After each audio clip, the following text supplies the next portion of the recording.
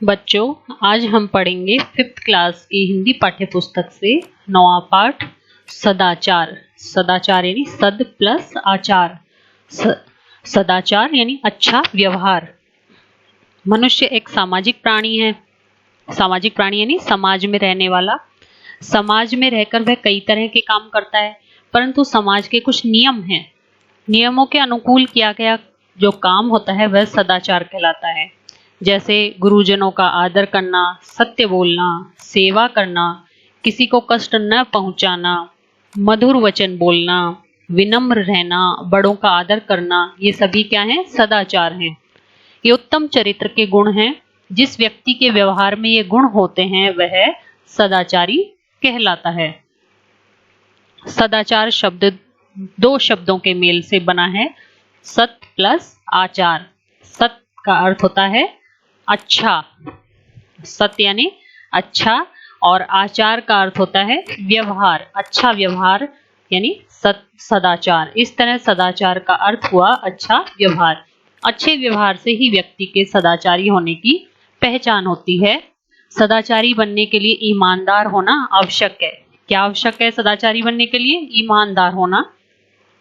जो व्यक्ति अपने प्रति ईमानदार होता है वह सबके प्रति ईमानदारी बरतता है, चाहे वह सेवा की बात हो, कर्तव्य की, धन की या कमाई की, लेने की बात हो या देने की, सब में उसका व्यवहार ईमानदारी पूर्ण रहता है। ईमानदार व्यक्ति गरीब होते हुए भी धनी होता है, क्योंकि ईमानदारी के कार्यों से उसे सम्मान और आनंद मिलता है। बेईमान व्यक्ति धनी तो हो सकता है, परंतु वह सम्मान और आनंद प्राप्त नहीं कर सकता। जो व्यक्ति सदाचारी होता है वह अनुशासित और संयमी भी होता है। यानी कि सदाचारी व्यक्ति में एक गुण तो हमने देखा कि ईमानदार होगा वह, दूसरा हमने देखा वह अनुशासित भी होगा, संयमी होगा।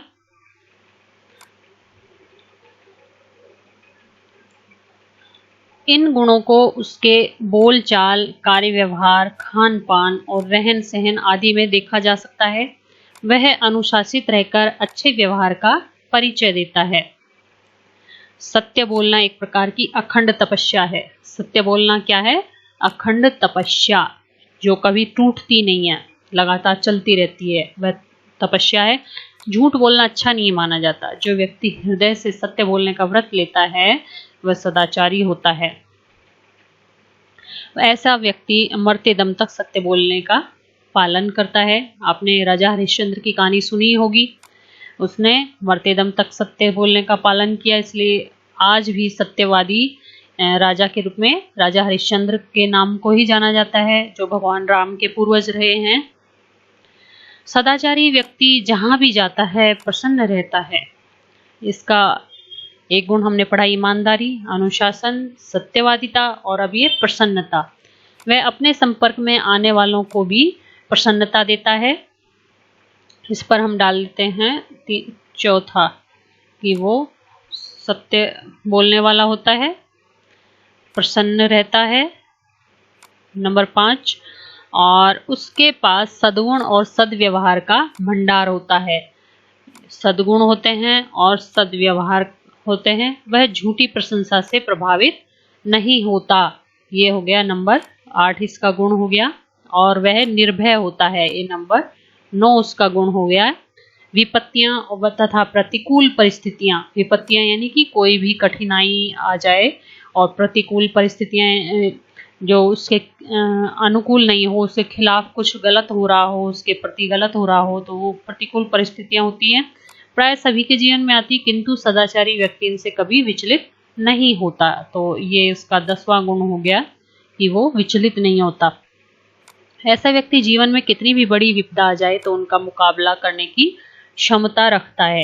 मुकाबला करने की क्षमता रखता है, ये इसका 11वां गुण हो गया।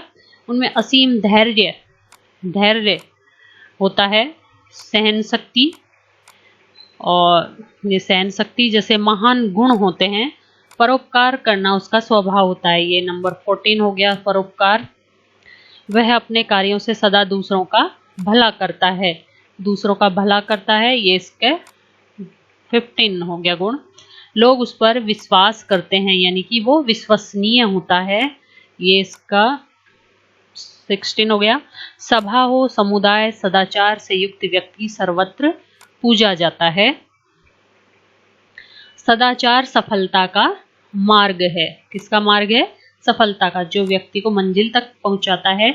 अपने अच्छे व्यवहार के कारण कठिन काम भी सहजता से हो जाते हैं।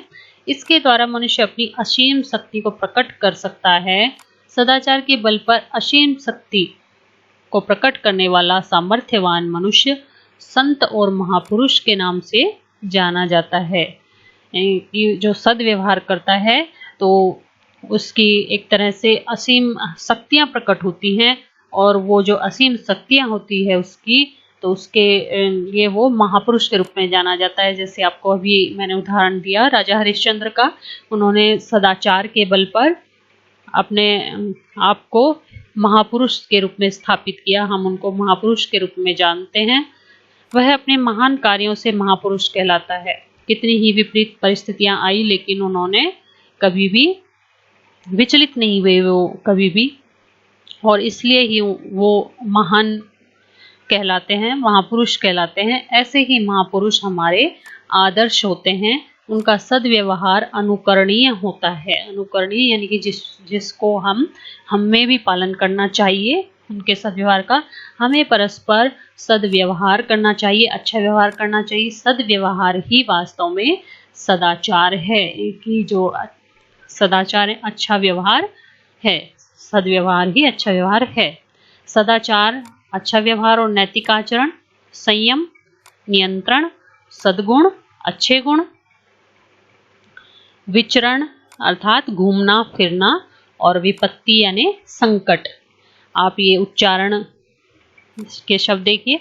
सद्गुण, सत्पुरुष, अखंड, संपर्क, विपत्तियां, परिस्थितियां, सर्वत्र, आदर्श, इज्जत, मनुष्य, शक्ति, सामर्थ्यवान।